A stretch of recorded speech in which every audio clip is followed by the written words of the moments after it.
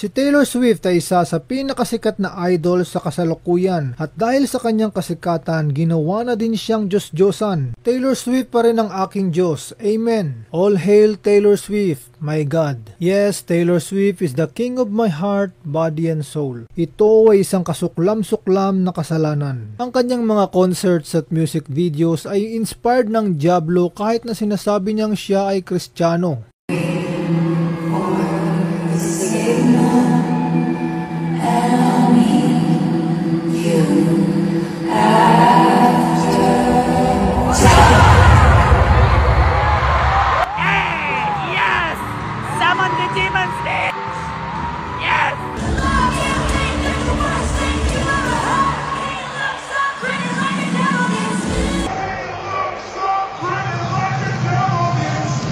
Musika ang ginagamit na instrumento para dalhin ang mga kaluluwa sa impyerno. Katulad din ito ng Blackpink at BTS.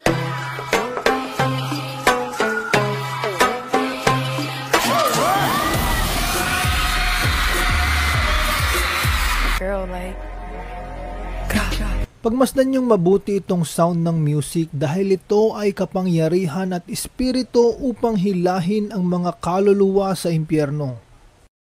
Pakinggan natin yung lyrics ng kanta. Nagsasalita ka ng walang kwenta para sa impyerno nito. Adik sa pagtatraidor pero relevant ka.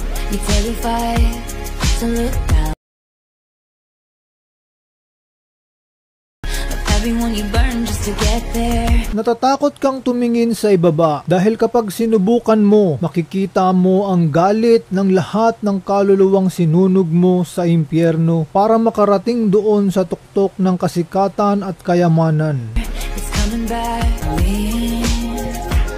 Sinasabi ni Taylor Swift na wala siyang kasalanan sa mga kaluluwang napupunta sa impyerno at hindi mo malalaman ang kanyang ibig sabihin. Sa pamamagitan din ng kanyang mga kanta ay nagiging bakla ang mga tao. Tingnan mo ang ginawa mo na ginawa ko. Katulad din ito ng Blackpink.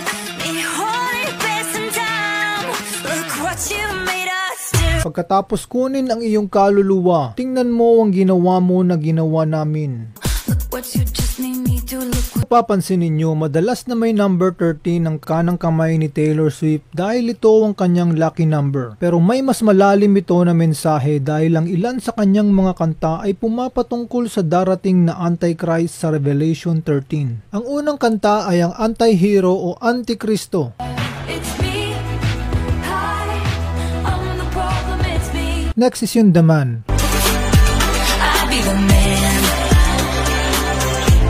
Revelation 13:8. Sasamba sa kanya ang lahat ng nabubuhay sa ibabaw ng lupa, maliban sa mga taong ang pangalan ay nakasulat sa aklat ng buhay magmula pa ng likhain ng sanlibutan.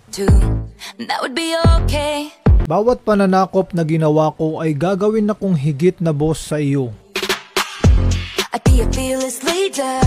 Ako ay magiging walang takot na pinuno. Ako ay magiging dominanteng klase.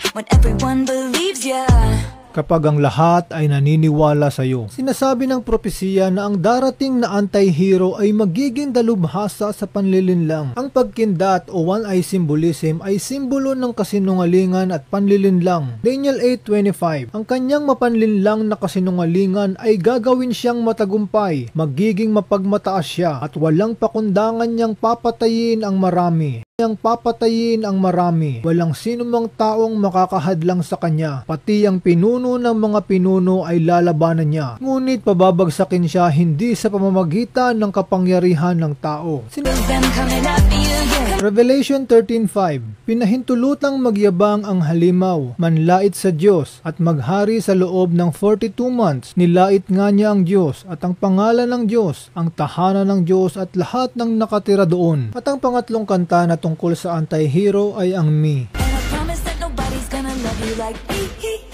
Dito sa kanta na Me, ipinapakita na si Taylor Swift at ang Antichrist ay iisa. Katulad din ito ng sinabi ng Panginoong Hesus na ako at ang Ama ay iisa. Kaya yung pumupunta sa concert ni Taylor Swift ay sumasamba na rin sa Antichrist. They are worshiping the devil. Dito makikita natin yung worship team ng Antichrist.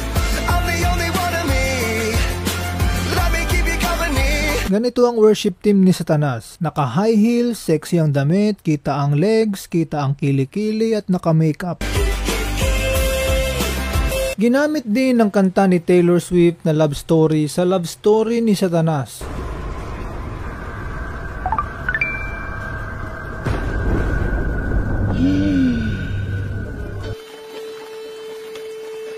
Satan? Hi. 2020. Please, call me 2020. Ipinapakita dito na nakipagkita si Satanas kay 2020. So where are you from? Hell. Napansin niyo ba yung squirrel na nakidlatan? Ang squirrel ay simbolo ng preparation.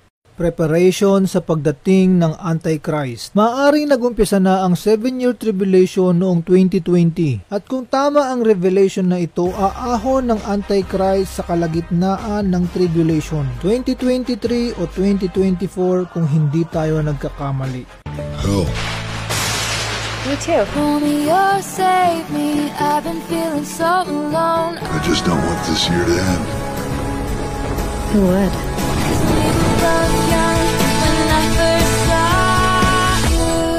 Sinasabi ng propesiya na kapag siya ay umahon na, hindi ka makakabili o benta kung wala kang marka. Alam mo ba na ang SNR, Pure Gold at 666 Shopping Mall ay hawak na niya? Revelation 13:18. Kailangan dito ang karunungan. Maaaring malaman ng sinumang matalino ang kahulugan ng bilang ng halimaw sapagkat ito'y bilang ng isang tao. Ang bilang ay 666. Nagkataon lang ba ang lahat ng mga ito? Ang may-ari ng SNR, Pure Gold at 666 Shopping Mall ay iisa lang. Ang sistema ay nakahanda na sa pagdating niya. At si Taylor Swift ang isa sa maghahanda ng daraanan niya. Good evening everyone, I'm Taylor Swift and it is my huge pleasure to say welcome to the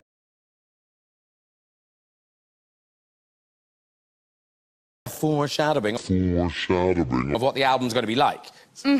Yeah. Itong Me na kanta niya ay foreshadow o maglalarawan sa ika-6 niyang album na Reputation. Kaya panoorin natin itong music video ng Me na may 405 million views para magkaroon tayo ng expectation sa Reputation ni Taylor Swift. Sa umpisa pa lang ay makikita na natin itong pink na ahas na sumisimbolo kay Satanas na gumagapang sa parang rainbow na flooring na sumisimbolo naman sa pride dahil ang ahas ang nasa likod ng LGBTQAI+.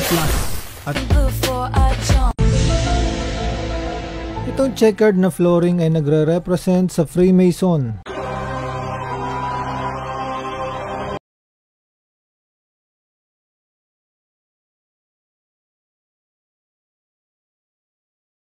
Ang steam naman na parang usok ay nagre-represent sa weather control at climate change. Soon, even the weather will be a weapon under our control.